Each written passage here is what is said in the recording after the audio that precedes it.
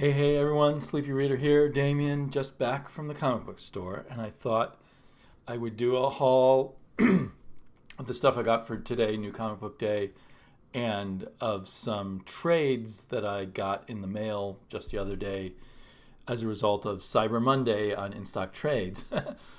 Being, instead of Christmas shopping for myself. I feel kind of bad about that when I think about it, now that I say that out loud.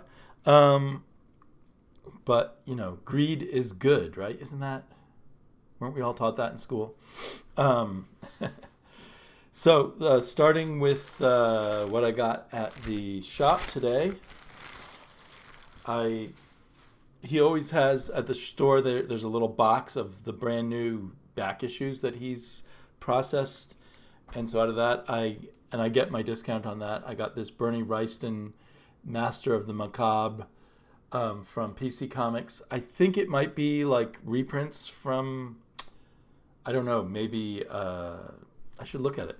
I think it's reprints from Warren Comics that have been colorized. I don't think I already have this issue, but I might.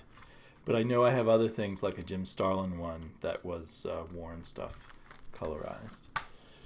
So back when there were no trades, you were extremely happy when some small publisher would publish this kind of thing. You can see I've been painting my basement, and the sealant for the concrete does not wash off very well.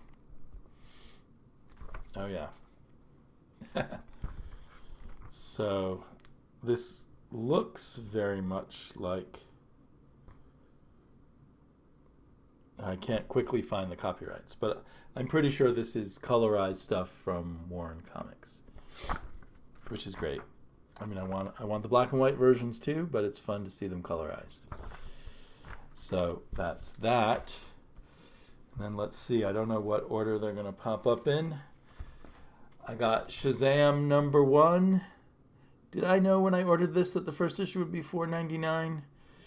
Just like the first issue of Green Lantern by Morrison was. So I think it's kind of official. DC is now going to do what Marvel does and do extra-sized, extra-priced first issues to take advantage of those people who only buy two first issues, I guess. It also takes advantage of those of us who want to start a new series, and how are we going to start with #2? That's no fun.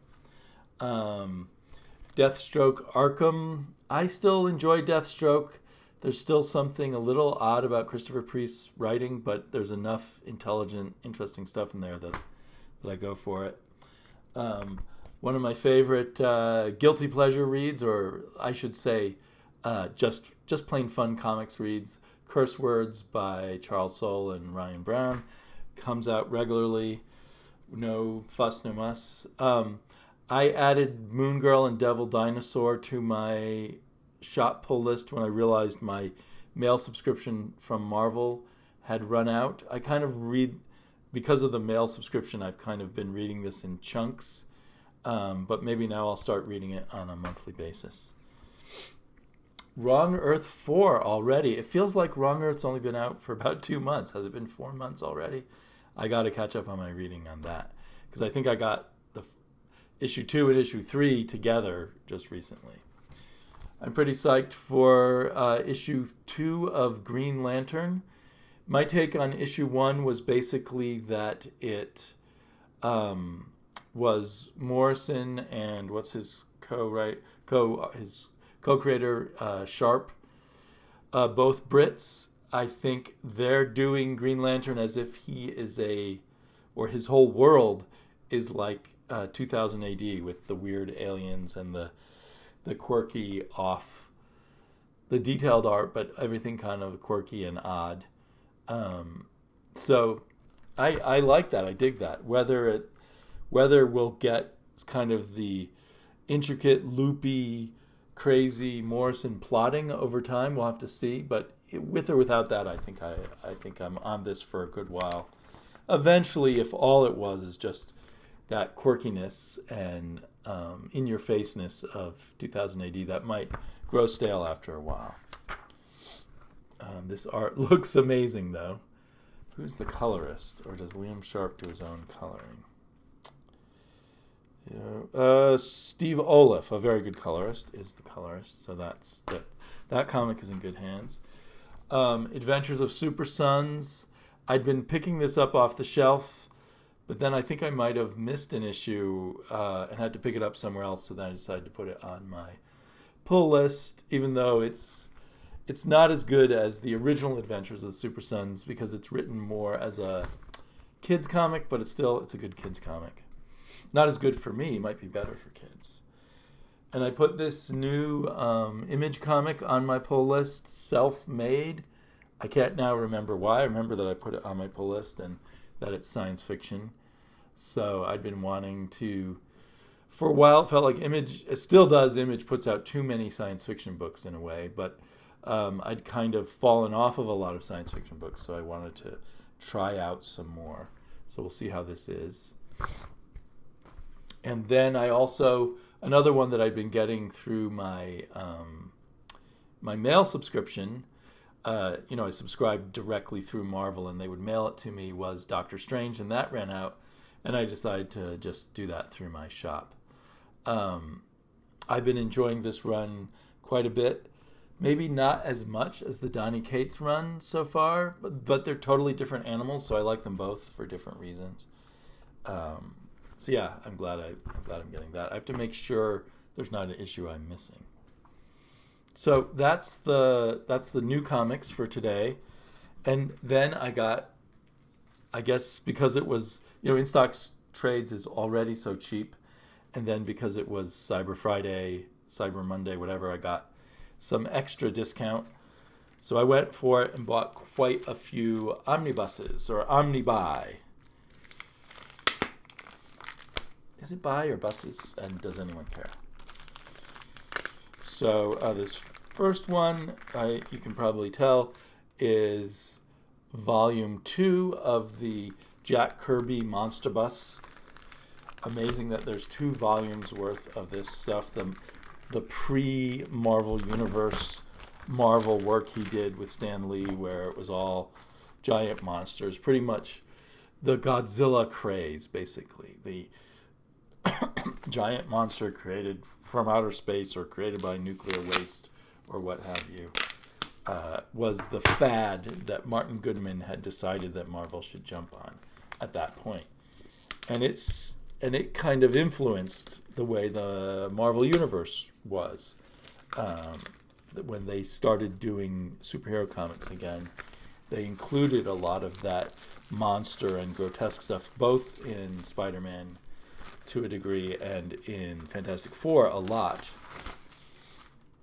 I heard a rumor from someone else on YouTube that there's probably going to be similar monster omnibuses of Steve Ditko work, so I'll probably be getting that. Especially with Jack Kirby, I feel like I need to buy any deluxe edition of his artwork, which can get kind of extreme, as you may have seen in other videos of mine. Love that splash page. Awesome stuff.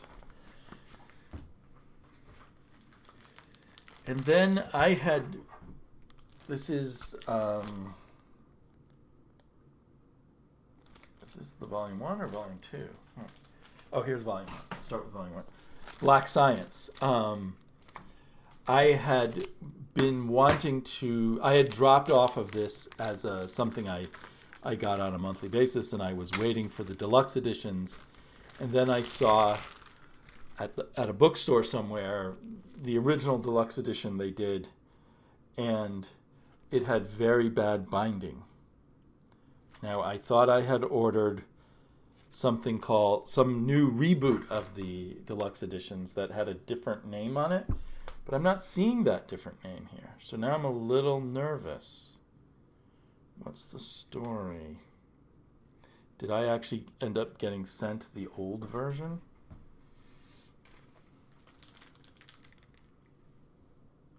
It's supposed to be the Black Science Premier Remastered Edition of Volume 1.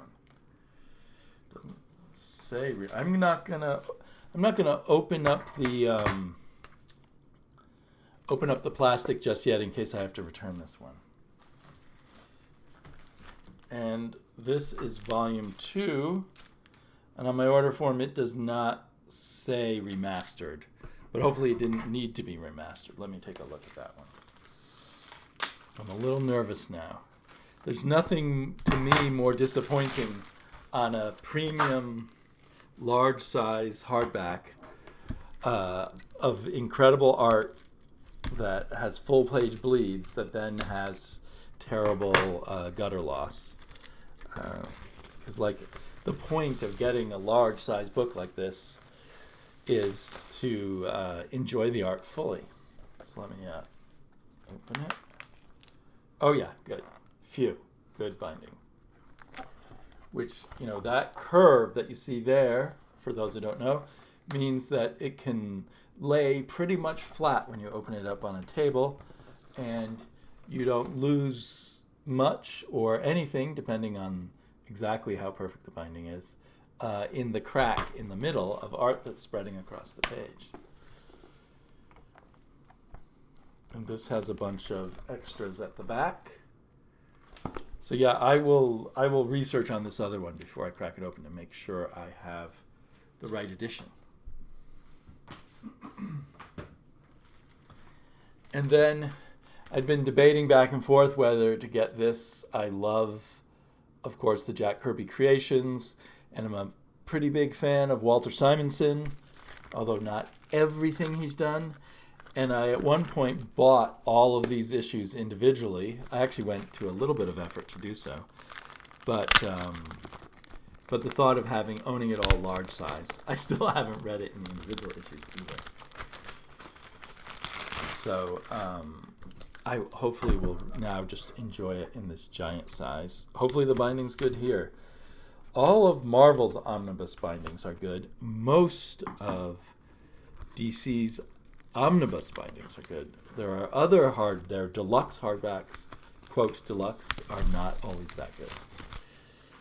So fingers crossed right at this moment. Let's see, black cover. It's got Walt Simonson's distinctive signature on it. And yeah, decent binding. And this being an older comic, it has bleeds. I don't know if it'll have many 2-page spread bleeds, but I think this will work for me, so I'm relieved there. And the last omnibus I ordered kind of surprised me they put this out in an omnibus, but they must have figured there was an audience for it, and I'm definitely an audience for it. I own and have read every single one of Dan Slott's and Michael Allred and Laura Allred's Silver Surfer, and I'm kind of thrilled that it's in a slightly oversized Marvel omnibus. Let's open that. While I'm at it, I'm just going to check the binding. I feel like Dan Slott wrote perfectly for the kind of art that Michael Allred did. And I think that in turn inspired Michael Allred to really do some of his best work. So it was a thoroughly satisfying story. I read it all with my daughter and had this great female character, especially for a younger reader. There was romance, but it was of a sort that was easy to swallow, even by my, at the time, 9-year-old. Nice binding, of course, so no gutter loss there, which is awesome. Oh, this is the issue that you have to read one way and then read back the other way upside down. There was just constant inventiveness in this, without any need to resort to cheap gimmicks or anything, but it was a kind of a child-friendly comic, which to me, a good comic that's child-friendly is awesome. Let's see. So I look forward to rereading this whole series. It doesn't look like there's a huge section of extras, if there's any. I guess a few extras, but not much. They're just the penciled pages. Maybe they went directly from pencils. They look very clean. Look at that.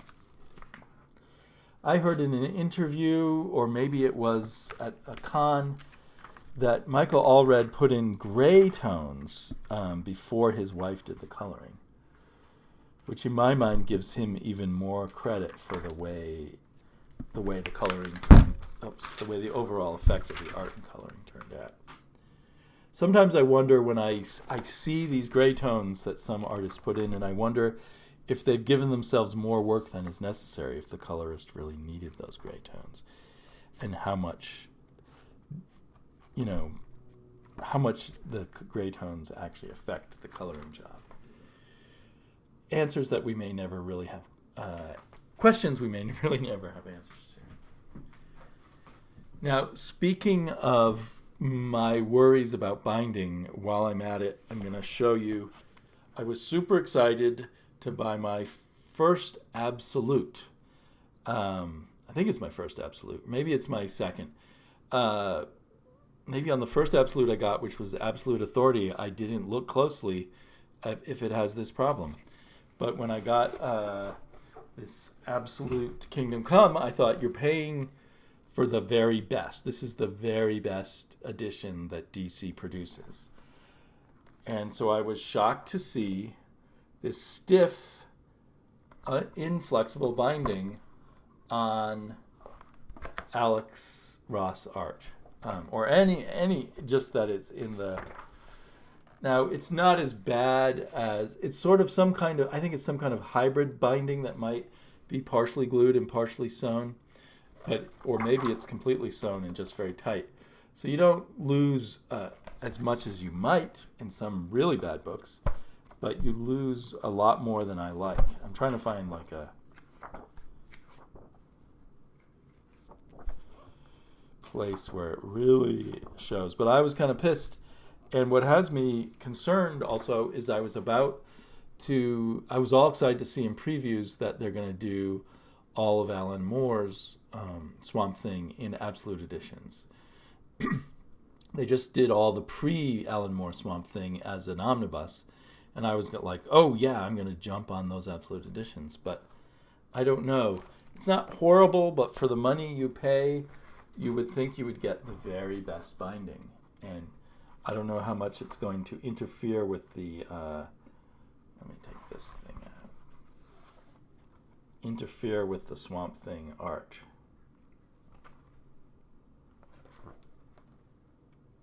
Yeah. So that's the silly omnibus collecting side of me. How late is it getting? Let me just... I read Mr. Miracle a few weeks ago and haven't got to talk about it. I haven't seen a lot of people talking about it. Mr. Miracle 12. I looked online at this comic book review aggregator, so it's like reviews on blogs and news sites. And this got, like 10 out of 10 or something from most people. And I was really shocked by that. I thought this... I've really enjoyed this Mr. Miracle, and I think there was one or two issues that I thought were a bit repetitive of what had happened in other issues, but other than that, I thought it was very inventive. A certain aspect of it made it kind of a state-of-the-art comic in the way the art and the pictures interacted. Definitely a lot of Alan Moore influence and a lot of Philip K. Dick influence, and obviously Jack Kirby influence, but Jack Kirby twisted in a direction that Jack Kirby would never, ever think of. But in the end, what really happened here? So this is a spoiler because I don't know what happened. I think Mr. Miracle has been dead this whole time. But when he died, did he go into another dimension? Did he go to heaven? Did he go to hell? Or something else? And all these options are left open and in a very confusing sort of way. And I don't know, it's particularly, it's the kind of ending in my mind that would be okay, there's Big Barda's butt, that would be okay at the end of a short story. But at 12 issues, this is kind of a novel. And the end of a novel, I feel like you need a novel ending. You need an ending that carries the weight of all the pieces. And this just seems like, to me, the cop-out ending for a novel. I certainly enjoyed the journey. But lately I've been more bitter about, in general, and a lot of things where the ending kind of flops after a great journey in the comic. And I almost feel like that's a flaw in me as a reader. Like, what was it called? Kill or Be Killed. I loved every issue except the last issue. But that really, it makes it hard for me to recommend to other people. Like, wow, go out and get this comic. This won't end up being one of those comics I give to people who haven't read comics in a while or who are more literary but are interested in comics the way I might with, say, All-Star Superman, which I thought was satisfying all the way to the end. So I don't know. Another one I wanted to mention is Witches. I guess this will be a little spoilerish too, because well, for starters, I thought it was a very satisfying good read, let me say that. And I'd recommend it if you're in the mood for a horror comic. It is irritating, but I've now kind of, having read the other Witches series, come to accept the fact that the color is just going to be crazy all the time. This kind of crazy, swirly, splotchy coloring would work better if it were limited to certain pages, but it's everywhere. But in and of itself, it's kind of cool, and I guess I've gotten used to working with it. But it is too bad that the colorist, Matt Hollingsworth, couldn't mix it up a little more. It's become kind of his thing for Witches, and he's not going to get rid of it. I think he does, the colors get hotter and colder and stuff like that, depending on the emotion of the scene. There is that. But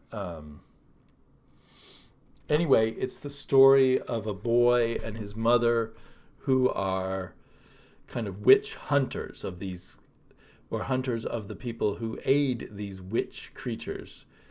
And at the end, it's a very painful horror thing, because there's this other boy who's doomed, and you keep hoping there'll be some way to pull out of it, and it's very creepy. And so here's my spoiler: at the end, our hero doesn't manage to save him, and then there's this twist, which overall is kind of clever, where his mother shows up, and all the evidence proves that she was a traitor and was in cahoots with the people who work with the witches, because they supposedly have traitors in their midst sometimes. I forget what they call the people who are, this secret society of people who are hunting down the witches. I definitely like the idea of this secret society that hunts down the witches, and how their lives are kind of twisted by it. So the mother appears to be a traitor, and he confronts her, and he figures out that she's the traitor and throws one of these tinctures on her that will kill her as being one of these other people. And then she reveals it doesn't kill her, and she reveals she took the antidote. This was all a setup to test him and his strength of character, to see if his mother turned out to be the traitor, if he could kill her. And so he passed the test. But part of the result of this test is that his mother helped seal the fate of his best friend. His best friend, this other child, was a pawn in the battle between things. So you've got his best friend's parents, who are even worse, who plan to feed him to a witch.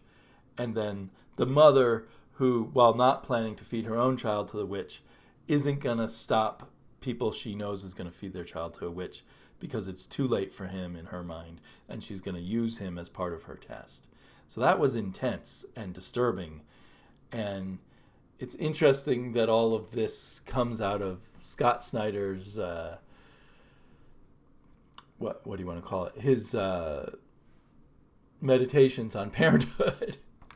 I mean, one of the most painful things, as for me, every once in a while when something reminds me of it, as I try to, give my daughter the best life and the stable foundation upon which to build her life, however she ends up wanting to build it, is thinking about the kids who have a horrible life. In fact, I've just finished and wishing you can't do anything for them because their parents are in control of their lives and you can't go along and interfere usually. Although I have been thinking about volunteering as a big brother. I have to look into that and see how that works. So anyway, I was just listening to, this is going to maybe sound odd, the autobiography of K.K. Downing, the lead guitarist, or one of the two guitarists in Judas Priest, of course. And I found it a fairly moving story because, most of all, whoops, just wanted to show you the picture. Because he had this, kind of bizarre and unpleasant and very stifling childhood because his father was a gambling addict, and that played out in a lot more, gave his childhood a lot more difficulties than I would have realized when I just hear someone say, oh, my parents were gambling addicts. So it really gave me a sense of how hard that can be, and imagining children who are leading these lives that you don't know about. You don't know what their parents are doing to them or why they are dressed in rags or what have you. And you can't jump to conclusions. You don't know what it is their parents are going through or whose fault it is or anything. You can only know after the fact in a sense. So amazing for K.K. Downing that he went on to have such a successful life. But at the end of the book, he does reflect on his relationships with women and how unsuccessful they were. I think he's come to accept that, but he does seem sad about that. And it has partially to do with the life of a rock star, but also a lot to do with the life he led as a kid. So anyway, I don't know why I connected I just on the spur of the moment, after talking about witches, thought about that. So that's enough babbling from me for now. I'll talk to you all later. Bye-bye.